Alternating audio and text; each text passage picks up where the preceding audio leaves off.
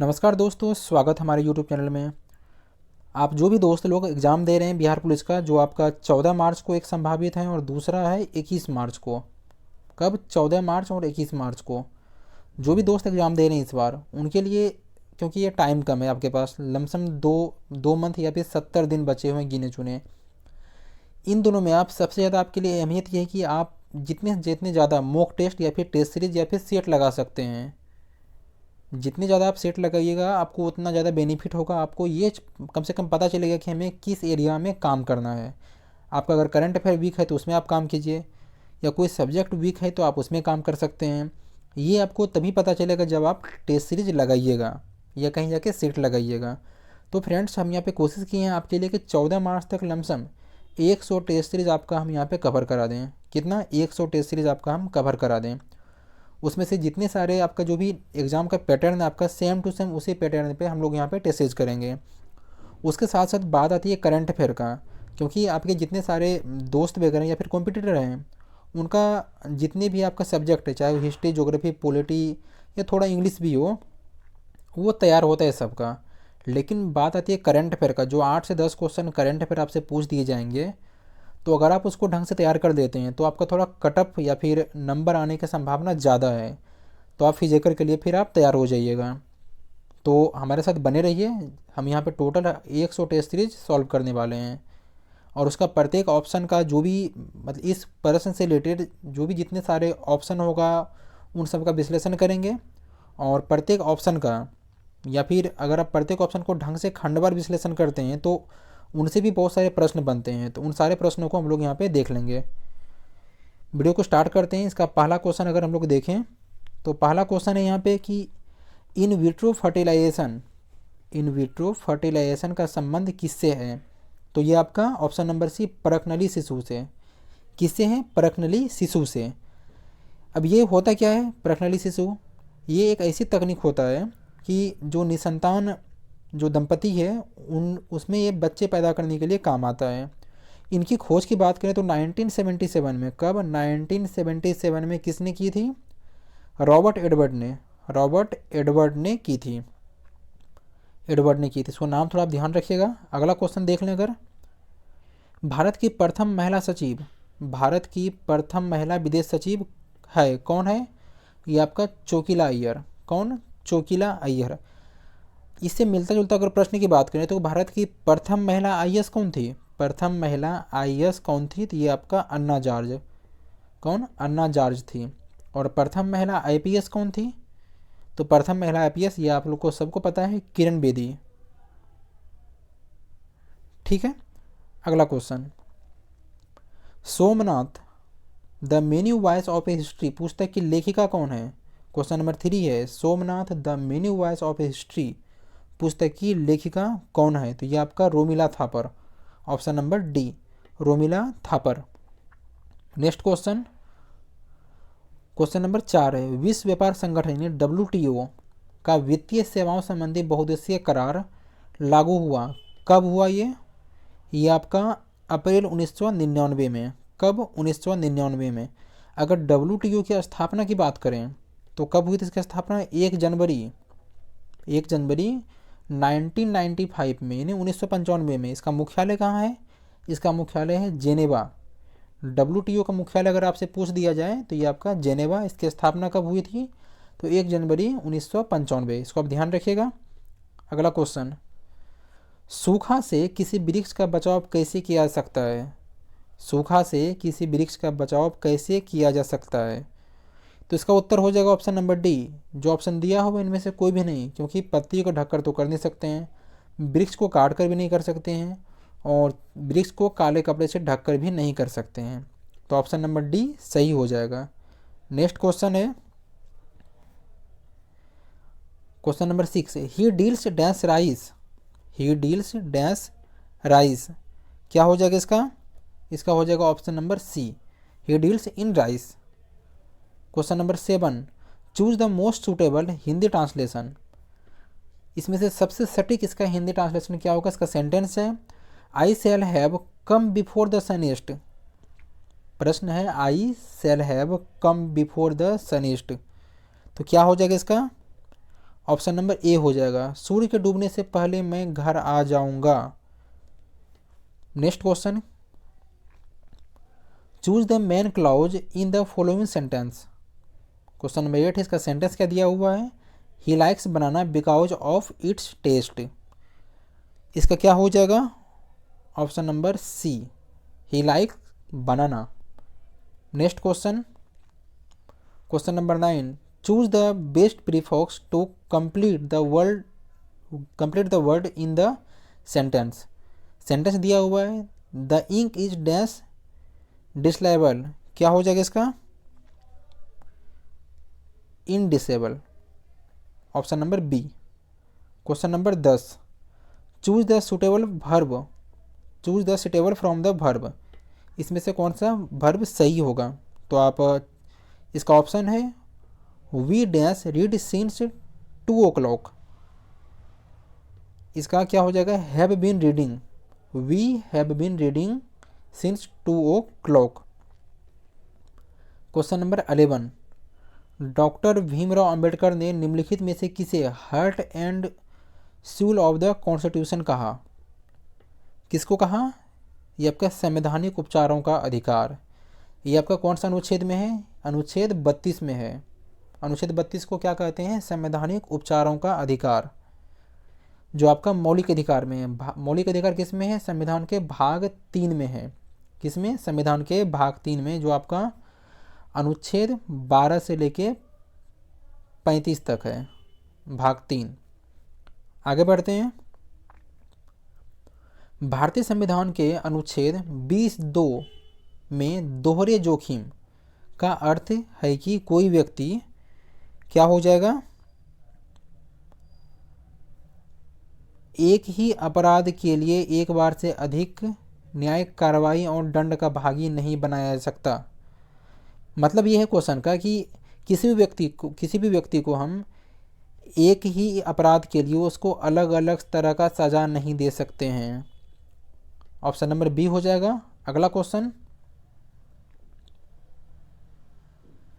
Question number 13, कोई व्यक्ति राष्ट्रपति के रूप में निर्वाचित होने का पात्र तभी होगा जब वह क्या होगा, जब वह नंबर ए देखते हैं, भारत का नागरिक हो एवं 35 वर्ष की आयु पार हो चुका हो। नंबर ए सही है। लोकसभा का सदस्य निर्वाचित होने की योग्यता रखता हो। बी भी सही है। भारत सरकार या राज्य सरकार या किसी अन्य लाभ के पद पर न आसीन हो, ये भी सही है। यानी ऑप्शन नंबर डी, उपयुक्त तीनों कथन सही है। ये तीनों कथन जो फुलफिल करता है वह राष्ट्रपति बनने के लिए पात्र है। अगला क्वेश्चन है, राज्य के कार्यपालिका शक्ति का प्रधान कौन होता है। राज्य के कार्यपालिका शक्ति का प्रधान कौन होता है, तो ये आपका क्या हो जाएगा, राज्यपाल। कार्यपालिका शक्ति का प्रधान कौन होता है, राज्यपाल होता है। लेकिन वास्तविक किसके हाथों में होता है शक्ति, ये वास्तविक होता है मुख्यमंत्री के हाथों में शक्ति होता है। कार्यपालिका प्रधान राज्यपाल और वास्तविक कार्यपालिका प्रधान कौन है, मुख्यमंत्री है। ठीक है, जिसमें से आपका देखिए, अगर राज्यपाल की बात करें तो अनुच्छेद 153 में दिया है। किसमें, अनुच्छेद 153 में दिया है कि राज्यों के राज्यपाल के गठन का प्रावधान। किसमें, अनुच्छेद 153 में। और जैसे राज्यपाल की नियुक्ति कौन करते हैं, तो राष्ट्रपति करता है। राज्यपाल की नियुक्ति कौन करता है, राष्ट्रपति करता है, जिसका आपका अनुच्छेद 155 में दिया हुआ है। आगे बढ़ते हैं, क्वेश्चन नंबर 15, जिला परिषद का सचिव होता है। जिला परिषद का सचिव कौन होता है, तो ये आपका जिला विकास पदाधिकारी होता है। जिला परिषद का सचिव कौन होता है, तो आपका जिला विकास पदाधिकारी होता है। ठीक है, आगे बढ़ते हैं, चौखट में नहीं ऊँटा, चौखट में नहीं ऊँटा किनकी कविता के उद्गीत है। यह कविता किनकी है, तो ये आपका अनामिका, किनकी, अनामिका की है। आगे बढ़ते हैं, क्वेश्चन नंबर 17, तिमिर शब्द का अर्थ होता है। तिमिर शब्द का अर्थ क्या होता है, तो ये आपका क्रिया संबंधी, ये अंधकार। तिमिर शब्द का क्या अर्थ होता है, तो ये अंधकार होता है। क्वेश्चन नंबर 18, लो झील भी पार हो गई। लो झील भी पार हो गई। इस प्रश्न में किस प्रकार की अशुद्धियाँ हैं? इसमें से कौन सी अशुद्धि है, आप बताइए। तो इसमें संज्ञा संबंधी अशुद्धि है। कौन सी? संज्ञा संबंधी। क्वेश्चन नंबर 19, उसके चक्षुओं में दर्द है। उसके चक्षुओं में दर्द है, इस प्रश्न में किससे संबंधित गलतियां दी गई है? किससे संबंधित है? तो इसमें आपका संज्ञा संबंधी गलतियां दी गई है। क्वेश्चन नंबर 20 की बात कर लें। घर शब्द का पर्यायवाची शब्द इनमें से कौन सा नहीं है? घर शब्द का पर्यायवाची शब्द इन चारों में से कौन सा नहीं है? तो ये आपका भुवन और ये बाकी तीनों निलय, सदन, निकेतन, ये तीनों घर का पर्यायवाची शब्द है, लेकिन ये ऑप्शन नंबर बी भुवन जो घर का पर्यायवाची शब्द नहीं है। आगे बढ़ते हैं। क्वेश्चन नंबर 21, सरल आवर्त गति करते एक कण की कुल ऊर्जा अनुक्रमानुपाती होता है किसके? सरल आवर्त गति करते एक कण की कुल ऊर्जा अनुक्रमानुपाती होता है किसके होता है? ये आपका आयाम के वर्ग के अनुक्रमानुपाती होता है। किसके? आयाम के वर्ग के अनुक्रमानुपाती होता है। Option number B. Question number 22, Bernoulli का प्रमेय निम्नलिखित में से किस पर लागू होता है? बर्नौली का प्रमेय निम्नलिखित में से किस पर लागू होता है? तो ये आपका द्रव्यों के प्रवाह पर। किस पर? द्रव्यों के प्रवाह पर लागू होता है। अगला क्वेश्चन नंबर 23, समान द्रव्यमान वाले पदार्थ के एक समान गोला, डिस्क तथा ठोस सिलेंडर अनंत तल पर विरामावस्था में लुढ़काए जाते हैं। निम्नलिखित में से कौन सा पहले तली पर पहुंचेगा? क्या हो जाएगा इसमें? इसमें ठोस गोला हो जाएगा। Option number A. Next question, प्रकाश की किरणें एक समतल दर्पण पर अभिलंबवत आपतित होती है। इसमें उत्पन्न विचलन क्या है? विचलन शून्य है। क्या है? विचलन शून्य है। नेक्स्ट क्वेश्चन, क्वेश्चन नंबर 25, प्रकाश की चाल इसकी आवृत्ति से निम्नलिखित में से किस सूत्र से संबंधित है? प्रकाश की चाल आवृत्ति से निम्नलिखित में से किस सूत्र से संबंधित है? तो प्रकाश की चाल बराबर क्या हो जाएगा? प्रकाश की चाल बराबर आवर्ती गुना तरंग दैर्ध्य। Option number C. अगर बात करें हम लोग प्रकाश से थोड़ा और, प्रकाश एक किस प्रकार की तरंग है? तो प्रकाश एक आपका अनुप्रस्थ तरंग है। किस प्रकार की? अनुप्रस्थ तरंग है। इसकी प्रकाश का वेग कितना होता है? तो इसका वेग होता है 3 × 10⁸ मीटर पर सेकंड। और प्रकाश जो होता है सातों रंग का एक मिश्रण होता है। कितने रंग का? ये 7 रंग का एक मिश्रण होता है। इसको आप ध्यान रखिएगा। क्वेश्चन नंबर 26, स्वस्थ मानव नेत्र फोकसन किया जाता है। स्वस्थ मानव में फोकसन किया जाता है पच्छाम्भी यानी मांसपेशियों द्वारा लेंस की उत्तलता परिवर्तन से। दोस्त मैं आपको बता दूं एक बात यहाँ पे कि जितने सारे साइंस के फिजिक्स के क्वेश्चन हम लोग यहाँ पे देख रहे हैं इसमें भी, ये टेस्ट सीरीज में, मेरा आपका एक अलग से प्लेलिस्ट में वीडियो है, उसमें लिखा है कि चैप्टर वाइज या टॉपिक वाइज MCQ, उन चाहे वो फिजिक्स का हो, हिस्ट्री का हो, ज्योग्राफी का हो, प्रत्येक चैप्टर से जितने सारे प्रश्न हैं, जैसे आपका लाइट का क्वेश्चन है, प्रकाश संबंधी क्वेश्चन यहाँ पे है, तो जितने सारे प्रश्न पूछे गए हैं या फिर जितने सारे प्रश्न आपके एग्जाम में पूछे जाने की संभावना है, उन सारे प्रश्नों का हम यहाँ पे एक ही वीडियो में सम्मिलित कर दिए हैं। तो उसको जाके आप देख लीजिए, तो ये सब सारे प्रश्न आपको सॉल्व करने में दिक्कत नहीं होगा। आगे बढ़ते हैं। 27, दीवार के पीछे खड़े एक व्यक्ति की आवाज़ पहचानी जा सकती है। क्वेश्चन नंबर 27 है, दीवार के पीछे खड़े एक व्यक्ति की आवाज़ पहचानी जा सकती है किससे? विवर्तन तथा गुणता द्वारा। किससे? विवर्तन तथा गुणता द्वारा। क्वेश्चन नंबर 28, गैल्वेनोमीटर को आमीटर में बदलने के लिए इनमें से क्या लगाया जाता है? गैल्वेनोमीटर को आमीटर में बदलने के लिए क्या लगाया जाता है, तो क्या लगाते हैं, तो निम्न प्रतिरोध समांतर क्रम में, निम्न प्रतिरोध समांतर क्रम में।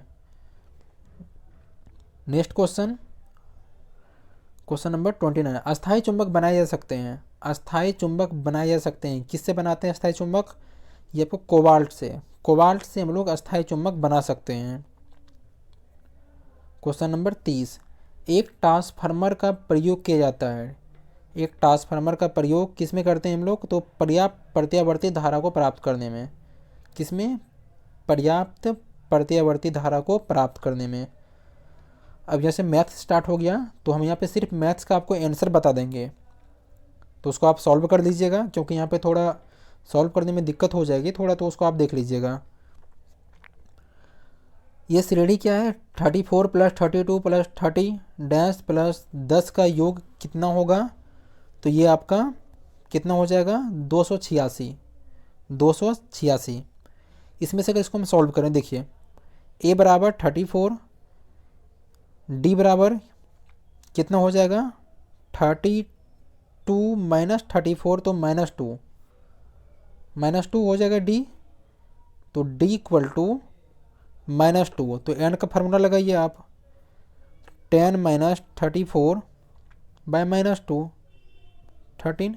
इसका योगफल अगर बात करें तो इसका योगफल का सूत्र है पदों की संख्या इंटू पहला पद प्लस अंतिम पद बटे 2, तो क्या हो जाएगा ये आपका, इसका हो जाएगा 13 प्लस 34 प्लस 10 बटे 2। इसको जब निकालिएगा तो आपका ये ऑप्शन नंबर बी 286 उत्तर आ जाएगा। अगला क्वेश्चन है, के का वह मान क्या होगा जिसके लिए बिंदुओं 7 -2 5 1 और 3 के सरीखी हो, ये आपका ऑप्शन नंबर सी हो जाएगा, 4 हो जाएगा इसका। अगला क्वेश्चन है 33। दो पासे के एक साथ फेंकने पर, दो पासों को एक साथ फेंकने पर उन पर आई संख्याओं का योगफल 10 होने की प्रायिकता क्या है, तो क्या हो जाएगा ये आपका 33 का सी नंबर 1/12। इसको अगर सॉल्व करते हैं हम लोग, देखिए 10 होने की प्रायिकता पूछ रहा है, तो सबसे बड़ी बात, अगर दो पासे को साथ साथ फेंकते हैं तो 10 आने की संभावना 5 हो सकती है, 6 4 भी हो सकती है, और 4 6 भी हो सकती है, यानी टोटल संभावना 3 बार। ठीक है, तो अगर यहाँ पे कितने 36 बार अगर प्रायिकता निकाल लें तो 3/36 तो 1/12। इसको थोड़ा देख लीजिएगा। अगला क्वेश्चन है, sine 30 degree plus ten 45 minus cos 60 degree का मान क्या होगा। अब देखिए साइन 30 का मान कितना होता है, ये आपका 1/2 हो जाएगा, टेन 45 का मान 1 हो जाएगा, और माइनस है कॉस 60 का मान 1/2 हो जाएगा। इसको आप सॉल्व कर लीजिएगा तो आ जाएगा 1। ठीक है, क्वेश्चन नंबर 35। इतना हो तो इतना इतना का मान कितना हो जाएगा, ये आपका, इसको सॉल्व कर दीजिएगा, इसका ऑप्शन 0 हो जाएगा। Question number 36। यदि इतना इतना का गुणनफल इतना है तो के का मान क्या होगा, इसका हो जाएगा के का मान 1/27। कितना, 1/27। आगे बढ़ते हैं। निम्न द्विघात समीकरणों में से किसके वास्तविक सूत्र मूल हैं, किसके वास्तविक सूत्र मूल हैं, इसको आप पता है ऑप्शन से बनाइए। अगर आप ऑप्शन नंबर ए को उठा के देखते हैं तो इसमें से देखिए, इसका अगर द्विघात समीकरण निकालते हैं तो ए बराबर कितना हो जाएगा 3, बी बराबर -5, सी बराबर 2, तो डी बराबर b² - 4ac। इसको बैठा दीजिए, निकल जाएगा। Question number 38। स्वरों को हर बार साथ साथ रखते हुए शब्द सॉफ्टवेयर के अक्षरों को कितने अलग अलग प्रकार से क्रमबद्ध किया जा सकता है, तो कितने बार कर सकते हैं इसको हम लोग, ये टोटल आपका हो जाएगा, ऑप्शन नंबर डी होगा इसका, टोटल हो जाएगा 4320 बार। कितने बार, 4320 बार। Question number 39। 5 लड़के और 4 लड़कियां एक ही पंक्ति में बैठे हैं, 5 लड़के और 4 लड़कियां एक ही पंक्ति में बैठे हैं, इसकी कितनी संभावना है कि सभी 4 लड़कियां साथ साथ बैठी है, तो प्रायिकता है, इसको आप निकालिए। इसको अगर हम निकालते हैं तो ये आपका 1/21 आंसर होगा। कितना, 1/21। आगे बढ़ते हैं question number 40। 1/21 option number C हो जाएगा इसका। क्वेश्चन नंबर 40 देखते हैं। इतना का स्क्वायर प्लस इतना स्क्वायर माइनस इतना स्क्वायर का गुणनफल क्या होगा? क्या हो जाएगा उसका गुणनफल? इसको देखिए आप, सबसे पहले बात इसको बनाते हैं अगर आप, तो ए प्लस बी का होल स्क्वायर पे तोड़ सकते हैं इसको। अगर हम इसको सॉल्व कर, देखिए आपको यहाँ पे सॉल्व करके हम दिखा देते हैं। एक्स प्लस वाई का स्क्वायर प्लस, इसको तोड़िए आप, a square minus b square का सूत्र हो जाएगा x minus y x plus y. ठीक है, अब यहाँ देखिए एक्स प्लस वाई, फिर x plus y plus x minus y, इसमें कॉमन ले लीजिए तो 2x एक्स प्लस वाई। तो क्या हो जाएगा इसका option number A, 2x x plus y. अब जीके वाला क्वेश्चन है, देखिए यहाँ पे हड़प्पा सभ्यता संबंधित है। हड़प्पा सभ्यता किस युग से संबंधित है? ये आपका कांस्य युग से। किससे? कांस्य युग से। हड़प्पा के बारे में थोड़ा बता दूं आपको कि हड़प्पा, देखिए सिंधु सभ्यता को भी हड़प्पा के नाम से जानते हैं और हड़प्पा सभ्यता को भी सिंधु सभ्यता के नाम से जानते हैं। और अगर बात करें, सिंधु घाटी भी सभ्यता बोलते हैं इसको, और हड़प्पा सभ्यता भी हम लोग बोल सकते हैं। और हड़प्पा सभ्यता की बात करें तो ये आपका शहरी सभ्यता थी। कांस्य युगीन के साथ साथ ये आपका शहरी सभ्यता थी। अगला क्वेश्चन है 42। जैन परंपरा के अनुसार पहले तीर्थकर कौन थे? जैन परंपरा के अनुसार पहले तीर्थकर आपका ऋषभ देव थे। कौन? ऋषभ देव। ऋषभ देव को जैन धर्म का संस्थापक माना जाता है। किसको? जैन धर्म का संस्थापक ऋषभ देव को जैन धर्म का संस्थापक माना जाता है। ऋषभ देव का अगर जन्म की बात करें तो इनका जन्म अयोध्या में हुआ था। किस वंश में? इक्ष्वाकु वंश में। इक्ष्वाकु। ऋषभ देव किससे संबंधित थे? किस वंश से? इक्ष्वाकु वंश से संबंधित थे।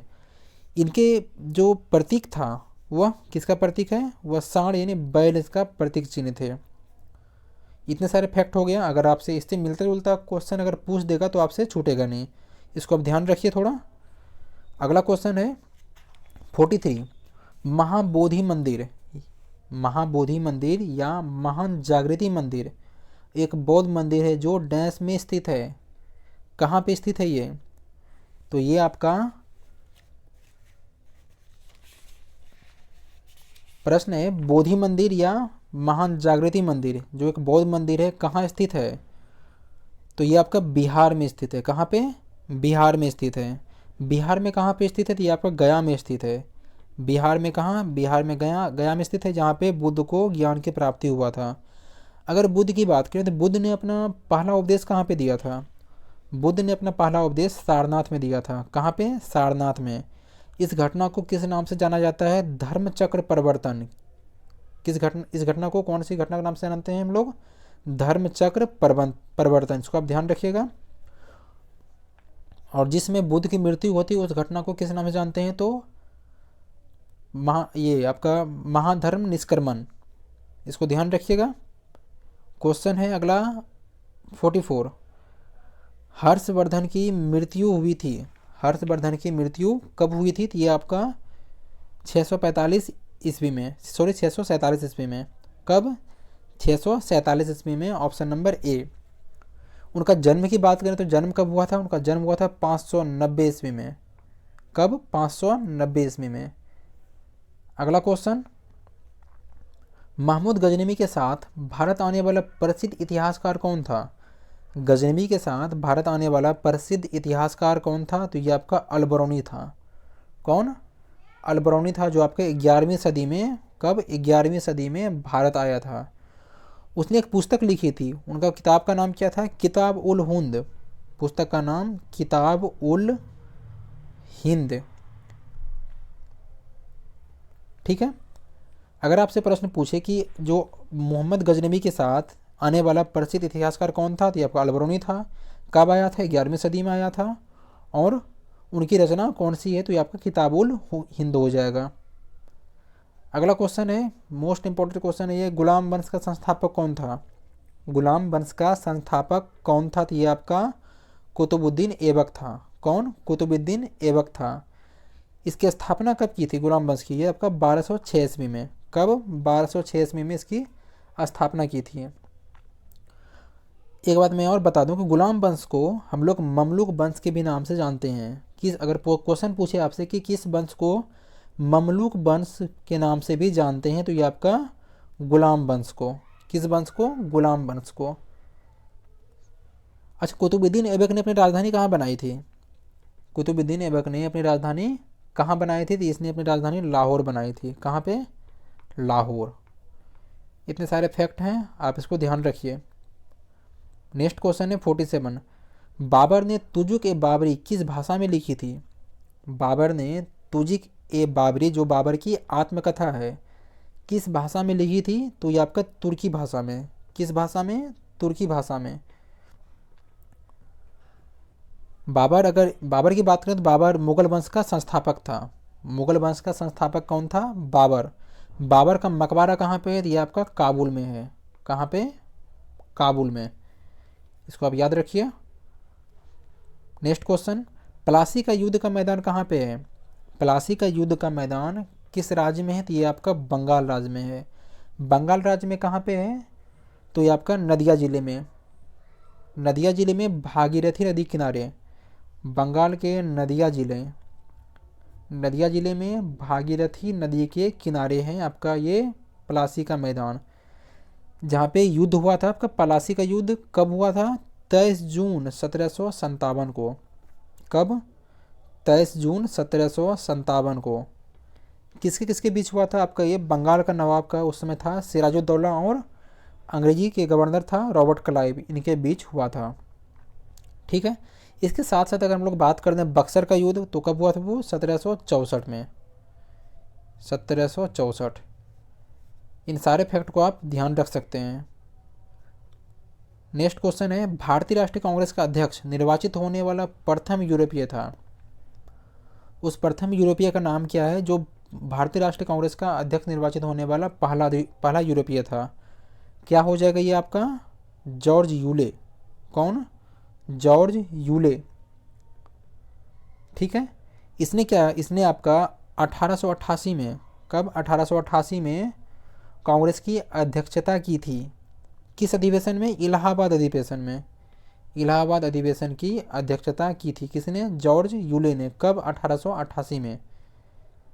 इसको आप ध्यान रखिए, क्योंकि आपसे क्वेश्चन ऐसा नहीं कि जो इस सेट में करवा रहे हैं सेम टू सेम ऐसा ही पूछ दे, इससे मिलता जुलता भी आपसे पूछा जा सकता है। तो इसको आप, इसलिए सारे फैक्ट को आप ध्यान रखिए। नेक्स्ट क्वेश्चन है, किस उष्ण कटिबंधीय खाद्य फसल के लिए 27 डिग्री सेंटीग्रेड का तापमान एवं 100 डिग्री सेंटीग्रेड से अधिक वर्षा की आवश्यकता होती है? कौन सी फसल? तो ये आपका चावल। चावल के लिए कितना? 27 डिग्री तापमान हो, अच्छा खासा धूप हो, और 100 डिग्री से अधिक वर्षा, 100 सेंटीमीटर से अधिक वर्षा हो। ठीक है। अगर चावल की बात करें, देखिए चावल आपका भारत की मुख्य फसल है। सबसे अधिक चावल का जो उत्पादन करता है वो कौन सा देश करता है? सबसे अधिक चावल उत्पादन करने वाला देश आपका चीन है, और दूसरे स्थान पे भारत है। विश्व में चावल उत्पादन करने में भारत दूसरे स्थान पे है, इसको ध्यान रखिएगा।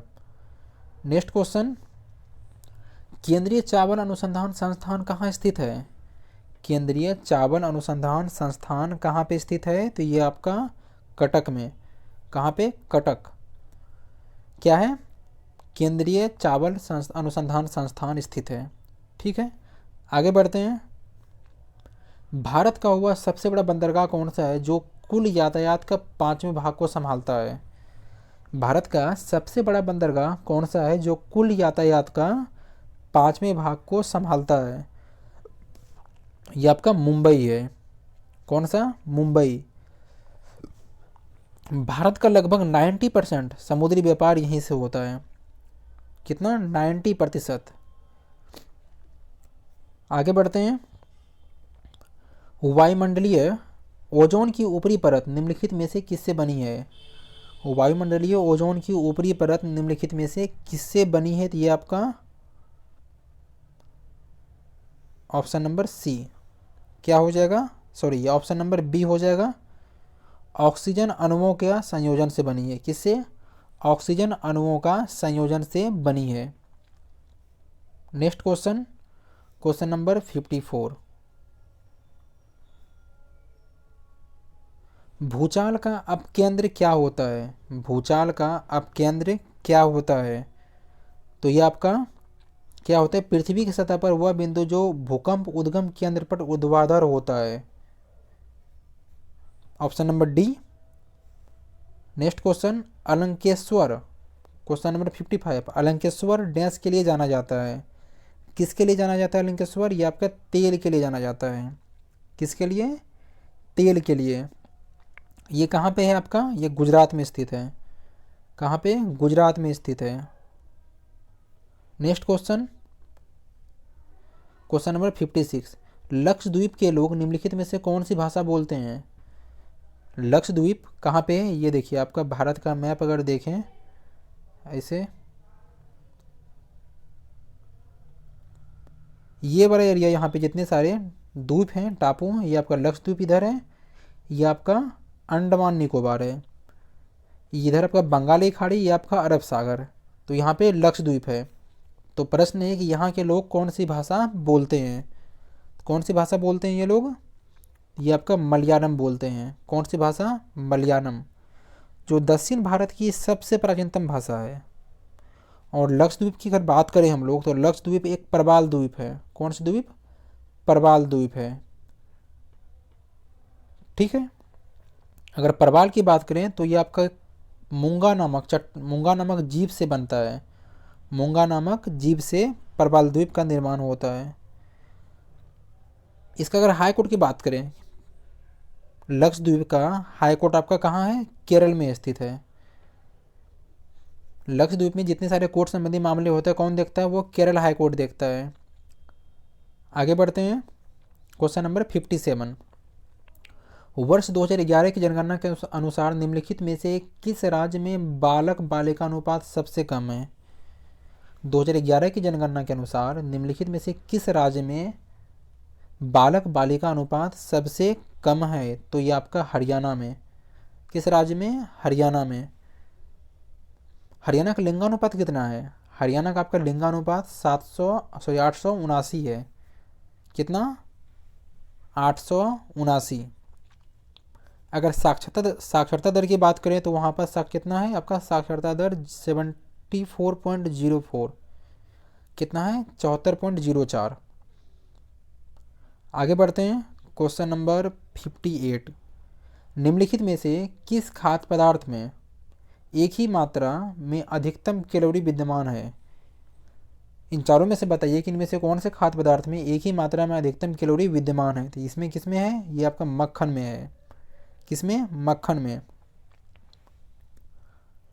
अब देखिए, कैलोरी जो आपका ऊर्जा का एसआई मात्रक है। किसका? ऊर्जा का एसआई मात्रक है। Next question 59। लाफिंग गैस का रासायनिक नाम क्या है? लाफिंग गैस का रासायनिक नाम क्या है? तो ये आपका क्या हो जाएगा? Nitrous oxide. क्या है? Nitrous oxide. इसका अगर सूत्र की बात करें तो हम लोग N2O। क्या है? Nitrous oxide. आगे बढ़ते हैं, पीतल किसकी मिश्र धातु है? पीतल किसकी मिश्र धातु है? किसका है? ये आपका ऑप्शन नंबर बी, जस्ता और तांबा का। किसका? जास्ता और तांबा। पीतल बनाने में हम लोग 70% तांबा और 30% जास्ता मिलाते हैं। नेक्स्ट क्वेश्चन, प्राकृतिक गैस का मुख्य घटक, प्राकृतिक गैस का मुख्य घटक क्या है? क्या हो जाएगा? ये आपका मीथेन है। क्या है? मीथेन है। नेक्स्ट क्वेश्चन, दिया सलाई में माचिस में प्रयोग किया गया फास्फोरस का अपरूप है। दिया सलाई में प्रयोग किया गया फास्फोरस का अपरूप क्या है? ये आपका लाल फास्फोरस। क्या है? लाल फास्फोरस। अब देखिए, अगर श्वेत फास्फोरस की बात करें, श्वेत फास्फोरस ये आपको चूहे मारने की दवा के निर्माण में काम आता है, यानी जिंक फास्फाइड में। किसमें? जिंक फास्फाइड में। आगे बढ़ते हैं, क्वेश्चन नंबर 63। परमाणु परमाणु क्रमांक 20 वाले परमाणु का इलेक्ट्रॉनिक विन्यास कितना है? कितना हो जाएगा? ये आपका 2882 हो जाएगा इसका इलेक्ट्रॉनिक विन्यास। आगे बढ़ते हैं। ज्वर नियंत्रण में सहायक औषधि का नाम क्या है? ज्वर नियंत्रण में सहायक औषधि का नाम क्या है? पैरासीटामोल। आप लोग सभी को पता है, अगर बुखार वगैरह होता है तो उसमें सबसे पहला दवा कौन सा यूज करते हैं? पैरासीटामोल। Next question 65। वनस्पति तेलों का घी में परिवर्तन कैसे होता है? वनस्पति तेलों का घी में परिवर्तन कैसे होता है? ये आपका हाइड्रोजनीकरण द्वारा। Option number D. किसके द्वारा? हाइड्रोजनीकरण द्वारा। नेक्स्ट क्वेश्चन, समुद्री शैवाल में क्या होता है? Question number 66। समुद्री शैवाल में क्या होता है? तो ये आपका समुद्री शैवाल में आयोडाइड होता है। क्या होता है? आयोडाइड होता है, क्योंकि समुद्री घास में आयोडीन की मात्रा अधिक पाई जाती है। आयोडीन इसलिए वहाँ पे ज़्यादा पाया जाता है क्योंकि आपका जो समुद्री जल है वो लवणीय होता है, वहाँ पे नमक की मात्रा उसमें ज़्यादा होता है, इसलिए आपका समुद्री शैवाल में क्या होता है? इसमें आयोडाइड होता ही है। Next question 67। सेल्यूलोज निम्नलिखित में से किसका मुख्य घटक है? सेल्यूलोज निम्नलिखित में से किसका मुख्य घटक है? ये आपका कोशिका भित्ति। किसका? कोशिका भित्ति का। Question number 68। भ्रूण विकास के लिए निम्नलिखित में से किस अंग के द्वारा खाद्य की पूर्ति की जाती है? प्रश्न है, भ्रूण विकास के लिए निम्नलिखित में से किस अंग के द्वारा खाद्य की पूर्ति की जाती है? तो कौन सा अंग हो जाएगा? ये आपका गर्भाशय के द्वारा। कौन सा अंग? गर्भाशय के द्वारा। नेक्स्ट क्वेश्चन, पीनियल ग्रंथि कहाँ होती है? मोस्ट इंपॉर्टेंट क्वेश्चन है ये। पीनियल ग्रंथि कहाँ होती है या कहाँ पाया जाता है ये? तो आपका पीनियल ग्रंथि ये कहाँ मिलते हैं? ये आपके यकृत में मिलते हैं। कहाँ पे? यकृत में। Next question 70। निम्नलिखित में से कौन सा विटामिन पानी में घुलनशील है? इनमें से कौन सा विटामिन पानी में घुलनशील है? ये आपका विटामिन बी। कौन सा विटामिन? विटामिन बी पानी में घुलनशील है। यहाँ पे देखिए, अगर प्रश्न में होता है विटामिन बी और सी दोनों दिया रहे तो विटामिन बी भी घुलनशील है और सी भी घुलनशील है, इसको अब ध्यान रखिएगा। अब देखिए, अगर विटामिन ए की बात करें, डी की बात करें, ई की बात करें और के की बात करें तो ये आपका वसा और कार्बनिक घोल में घुलनशील है। किसमें? वसा और या तो कार्बनिक घोल में घुलनशील है। कौन कौन से विटामिन? विटामिन ए, डी, ई और के। आगे बढ़ते हैं 71 है, निम्नलिखित में से कौन सा क्षेत्र, निम्न में से कौन सा क्षेत्र भारत के सकल घरेलू उत्पाद यानी जीडीपी में सर्वाधिक योगदान देता है? जीडीपी में सर्वाधिक योगदान कौन सा क्षेत्र से आता है? तो ये आपका हो जाएगा तृतीयक क्षेत्र। ऑप्शन नंबर सी यानी सेवा क्षेत्र से। तृतीयक क्षेत्र में कौन सा आता है? सेवा क्षेत्र। और द्वितीयक में आपका उद्योग संबंधी और प्राथमिक क्षेत्र में आपका किसान खेती बाड़ी, ये सब, इसे आप ध्यान रखिएगा। Question number 72। सूक्ष्म अर्थशास्त्र का संबंध होता है। सूक्ष्म अर्थशास्त्र का संबंध होता है, क्या हो जाएगा इसका? ऑप्शन नंबर ए से, व्यक्तिगत इकाई से। किससे? व्यक्तिगत इकाई से। Question number 73। भारत के ग्रामीण क्षेत्रों में मौसमी बेरोजगारी उत्पन्न होने का प्रमुख कारण क्या है? मौसमी बेरोजगारी उत्पन्न होने का प्रमुख कारण क्या है?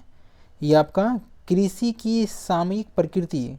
कौन सा कारक है? कृषि की सामयिक प्रकृति मौसमी बेरोजगारी उत्पन्न होने का। Question number 74।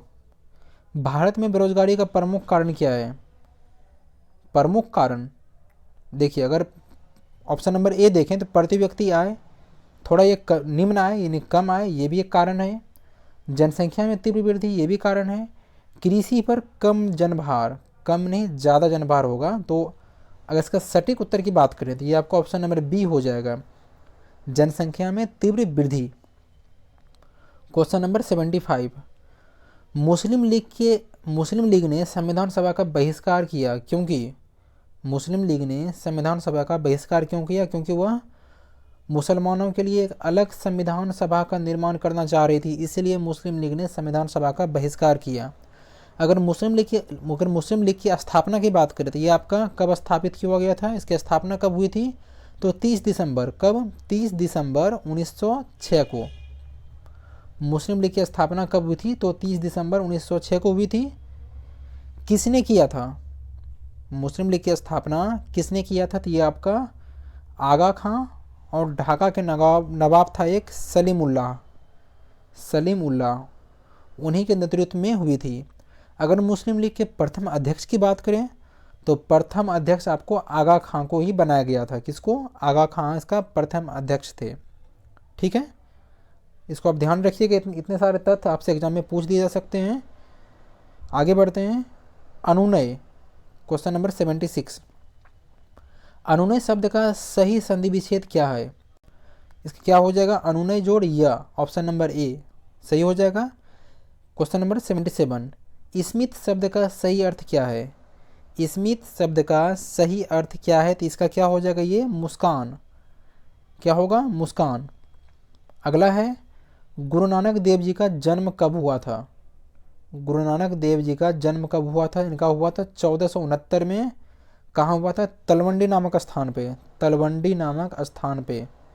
तलवंडी कहाँ पे है, तो ये आपका लाहौर पाकिस्तान, लाहौर में है, इसको ध्यान रखिएगा आप। अगला क्वेश्चन है, मछली 79। मछली किनकी रचना है, मछली किनकी रचना है, तो ये आपका विनोद कुमार शुक्ल, किनकी, विनोद कुमार शुक्ल।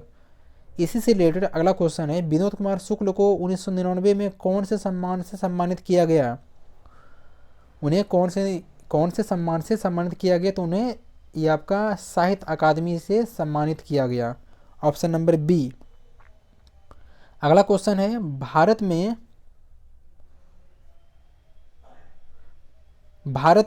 क्वेश्चन नंबर 81 है, भारत में दल बदल विरोधी अधिनियम कब बना, दल बदल विरोधी कानून कब बना, तो ये आपका 1985 में बना।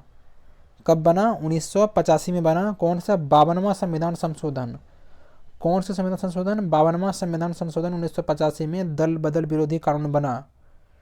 इसे कहाँ जोड़ा गया, इसे आपका संविधान की 10वीं अनुसूची में जोड़ा गया, 10वीं अनुसूची में जोड़ा गया।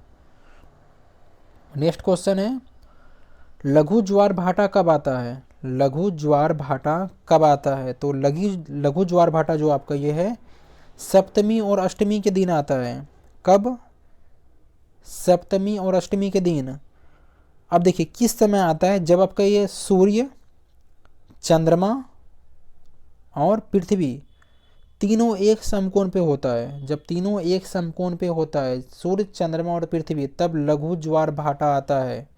अब देखिए, अगर इसी से मिलता जुलता अगर प्रश्न पूछे आपका कि बृहत ज्वार भाटा कब आता है, जब आपका सूर्य, चंद्रमा और पृथ्वी तीनों एक सीध में हो, जब सूर्य, चंद्रमा, पृथ्वी तीनों एक ही सीधे में हो तो फिर बृहत ज्वार आएगा। और लघु ज्वार कब आएगा, जब तीनों एक समकोण पे हो। बारीकी से अंतर आप समझिए, एग्जाम में आप कन्फ्यूज मत होइएगा। अब देखिए कि जो ज्वार भाटा है आपका महीने में 2 बार आती है, एक अमावस्या के दिन, दूसरा पूर्णिमा के दिन। बृहत ज्वार भाटा एक अमावस्या एक पूर्णिमा का दिन आता है, इसको आप देखिएगा। अगला क्वेश्चन देखते हैं हम लोग, घाना पक्षी विहार, क्वेश्चन नंबर 83 है, घाना पक्षी विहार निम्नलिखित में से किस राज्य में है, तो ये आपका राजस्थान राज्य में है। किस राज्य में, राजस्थान राज्य में। इसके साथ साथ और अगर अभ्यारण्य की बात कर लें हम लोग, तो चंद्रप्रभा की बात करें, चंद्रप्रभा अभ्यारण्य कहाँ पे है, तो ये आपका उत्तर प्रदेश में है। कहाँ पे, उत्तर प्रदेश में। काजीरंगा, काजीरंगा कहाँ पे है, तो ये आपका असम में। ठीक है, आगे बढ़ते हैं। सौराष्ट्र की सुदर्शन झील का निर्माण किसने किया, करवाया था, सौराष्ट्र की सुदर्शन झील का निर्माण किसने करवाया था, तो ये आपका चंद्रगुप्त मौर्य ने करवाया था। किसने, चंद्रगुप्त मौर्य ने करवाया था। अब देखिए चंद्रगुप्त मौर्य जो आपका मौर्य वंश का संस्थापक था, मौर्य वंश का संस्थापक का नाम क्या था, चंद्रगुप्त मौर्य। अब इसका प्रधानमंत्री की बात करें, चंद्रगुप्त मौर्य के प्रधानमंत्री कौन था, चाणक्य थे। कौन थे, चाणक्य। चंद्रगुप्त मौर्य का बेटा कौन था, ये आपका बिंदुसार था। कौन था? बिंदुसार। बिंदुसार का बेटा, देखिए चंद्रगुप्त का बेटा हो गया बिंदुसार, बिंदुसार का बेटा हो गया अशोक। कौन? अशोक। अशोक का राज्याभिषेक कब हुआ था? अशोक का राज्याभिषेक आपका 269 ईस्वी में हुआ था। कब? 269 ईस्वी में। इतने सारे फैक्ट मिल गए आपको, इसको याद रखिए। अगला क्वेश्चन है 85। पौधे में शोषण के लिए अंतिम उत्पाद होते हैं। पौधे में शोषण के लिए अंतिम उत्पाद का नाम क्या है? वो आपका CO2 H2O प्लस ऊर्जा, ये होते हैं। ऑप्शन नंबर ए। अगला क्वेश्चन है 86 क्वेश्चन नंबर, हाँ। एक मुद्रा जिसकी विनिमय दर में लगातार गिरने की प्रवृत्ति हो, वह कैसी मुद्रा कहलाती है? तो वो आपका गर्म मुद्रा कहलाती है। किस प्रकार की? गर्म मुद्रा। आगे बढ़ते हैं। खुला आकाश नीति, ओपन स्काई स्कीम, किससे संबंधित है या क्या है ये? तो ये आपका ऑप्शन नंबर सी है, नगर विमानन मंत्रालय द्वारा निर्यात संवर्धन के लिए प्रारंभ की गई एक योजना। किस मंत्रालय द्वारा? नगर विमानन मंत्रालय द्वारा। Option number C. Next question, Bharat सरकार की राजस्व प्राप्तियों में इनमें से क्या शामिल नहीं होता? तो ऋणों की वसूली शामिल नहीं होती है। नेक्स्ट क्वेश्चन, रुपये की परिवर्तनीयता का उद्देश्य क्या है? क्या उद्देश्य है? सबसे पहला देखिए, निर्यात में वृद्धि करना, ये भी उद्देश्य है। नौकरशाही के नियंत्रण में कमी लाना, ये भी उद्देश्य है। हवाला बाजार के लिए प्रोत्साहन को कम करना, यानी ऑप्शन नंबर डी उपयुक्त सभी हो जाएगा। Next question number 90। द्वैत शासन प्रणाली के तहत प्रांतीय विषयों को दो भागों में, एक आपका आरक्षित, एक हस्तांतरित विषय में बांटा गया। आरक्षित विषयों में निम्नलिखित में से कौन से शामिल नहीं था? देखिए द्वैत शासन में दो विषय था, एक प्रांतीय भागों किसमें मांगा बांटा, एक आरक्षित विषय, दूसरा हस्तांतरित विषय। ठीक है। अब देखिए इसमें से आरक्षित विषय में इसमें से कौन सी व्यवस्था शामिल नहीं था? तो इसमें आपका स्थानीय प्रशासन शामिल नहीं था। Option number B. Next question, Congress की ओर से क्रिप्स मिशन के बारे में परीक्षण एवं विचार विमर्श हेतु किसे अधिकृत किया गया? किसे किया गया था? ये आपका मौलाना अब्दुल कलाम आज़ाद और जवाहरलाल नेहरू को। Option number B. क्या है? Option number B. अब देखिए क्रिप्स मिशन कब आया था? ये आपका क्रिप्स मिशन 1942 में आया था। इसके अध्यक्ष का नाम क्या था? तो स्टैफोर्ड क्रिप्स। ठीक है। अब देखिए जिसमें क्रिप्स मिशन भारत आया था उस समय ब्रिटेन का प्रधानमंत्री कौन था? तो क्या था? विलिंगटन चर्चिल था। इसको आप शॉर्ट फॉर्म में याद रखिए, चर्चिल। कौन था? चर्चिल। आगे बढ़ते हैं हम लोग। टोडरमल की भूमि व्यवस्था को आइन ए दहसाला कहा जाता है क्योंकि यह व्यवस्था पिछले 10 वर्षों के आंकड़ों पर आधारित थी। ऑप्शन नंबर ए, इसको ध्यान रखिएगा। अब देखिए अगर टोडरमल की बात करें, टोडरमल आपका शेर शाह दरबार में रह चुका था। कहाँ पे? शेर शाह सूरी के दरबार में भी रहता था। और अकबर ने क्या किया था? टोडरमल को दीवान अशरफ, किसने? अकबर ने टोडरमल को दीवान ए अशरफ की उपाधि दी। टोडरमल देखिए अकबर के जो दरबार में नवरत्न थे उसमें टोडरमल भी शामिल था। ये सब ध्यान रखिएगा। Question number 93। पूर्व का मैनचेस्टर किसे कहा गया? इसे ओसाका को। किसे? ओसाका को कहा गया। अब चीन का मैनचेस्टर किसको कहते हैं? चीन का मैनचेस्टर आपका संघाई हो जाएगा। क्या? संघाई। भारत का मैनचेस्टर अहमदाबाद। और उत्तर भारत का मैनचेस्टर कानपुर। और दक्षिण भारत का चेन्नई, उत्तर भारत का कानपुर, दक्षिण भारत का चेन्नई। इन सारे फैक्टों को आप ध्यान रखिए। नेक्स्ट है 94, 1991 की नई आर्थिक नीति का मुख्य विशेषता क्या है? 1991 की नई आर्थिक नीति की मुख्य विशेषता क्या है? इसमें देखिए, उदारीकरण, बाजार, अधिक बाजार अभिमुखीकरण, निजी क्षेत्र का विस्तार, यानी उपयुक्त सभी, ऑप्शन नंबर डी। अब देखिए, उदारीकरण की घोषणा कब की गई? ये आपका 24 जुलाई, कब? 24 जुलाई 1991 में, 1991 में। इसे आपका रॉब मनमोहन मॉडल भी कहते हैं, रॉब मनमोहन मॉडल भी कहते हैं, मनमोहन मॉडल भी कहते हैं।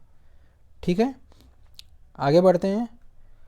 पवनार आश्रम संबंधित है, पवनार आश्रम किससे संबंधित है? ये आपका विनोबा भावे से, किससे? विनोबा भावे से संबंधित है। इसी के साथ साथ मिलता जुलता ये तथ्य है कि सदाकत आश्रम, सदाकत आश्रम किससे संबंधित है? ये आपका राजेंद्र प्रसाद से, किससे? राजेंद्र प्रसाद से। सर्वोदय योजना, सर्वोदय योजना किससे संबंधित है? ये आपका जयप्रकाश नारायण से, Jayaprakash Narayan.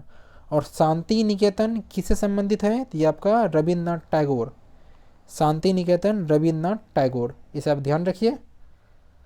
Question number 96, choose the correct spelling for each of the given words. और क्वेश्चन नंबर है 96 ऑलरेडी। क्या हो जाएगा इसका सही उत्तर? सही स्पेलिंग क्या हो जाएगा? ये ऑप्शन नंबर बी। 97 जेन्यून, इसका ऑप्शन नंबर ए हो जाएगा। 98 choose the most suitable English translation. मैं नाश्ता कर चुका हूँ, इसका इंग्लिश ट्रांसलेशन क्या होगा? मैं नाश्ता कर चुका हूँ, तो इसका I have taken my breakfast, option number A हो जाएगा। Question number 99, choose the correct passive voice of the sentence. Sentence है do not insult the poor, do not insult the poor. इसका हो जाएगा let the poor be not insult, option number C. Question number last और 100वां, choose the correct preposition of the following sentence.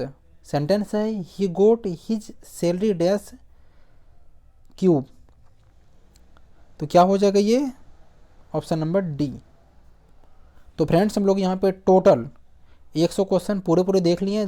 और जहाँ तक आपको डाउट सा होता होगा, मैथ्स वगैरह में होता होगा, तो मैं अगले वीडियो में कोशिश करूँगा कि थोड़ा जो भी मैथ्स में लंबा जो थोड़ा सोल्यूशन है उसका, मैं उसको आपको बताने की कोशिश करूँगा। और उम्मीद करते हैं अगर आपको ये वीडियो अच्छी लगी होगी तो आप लाइक बटन ज़रूर प्रेस कर दें। और अगर आप हमारे चैनल पे नए हैं तो उसको आप ज़रूर सब्सक्राइब कर दें। साथ ही साथ मैं एक बात और बता देना चाहता हूँ कि जितने सारे जीएस के क्वेश्चन हैं यहाँ पे, चाहे जीएस के क्वेश्चन हो, चाहे आपके साइंस के क्वेश्चन देख लीजिए, इन सारे चैप्टर, वैसे आपके पास टाइम थोड़ा कम है, लेकिन आप कोशिश करें तो आप चैप्टर वाइज, यानी कि आपका प्रत्येक चैप्टर में, यानी अगर आप साइंस ढंग से तैयार कर देते हैं तो लमसम आपका करीब क्वेश्चन सॉल्व हो जाएगा। आप यहाँ पे प्लेलिस्ट में जाइए, जैसे ही आप ओपन कीजिएगा तो यहाँ पे होम का ऑप्शन आएगा, वहाँ पे फिर आपका प्लेलिस्ट का आएगा। तो प्लेलिस्ट खोलिएगा तो वहाँ पे आपका मतलब कैटेगरी वाइज सब वहाँ पे आपको वीडियो मिल जाएंगे। आपको जो भी अच्छा लगेगा वहाँ पे आप देख लीजिए। मिलते हैं अगले वीडियो में, जिसे हम लोग वहाँ पे टेस्ट सीरीज चौथा, ये तीसरा पूरा हो गया, चौथा हम लोग वहाँ पे देख लेंगे। मिलते हैं अगले वीडियो में, तब तक के लिए नमस्कार।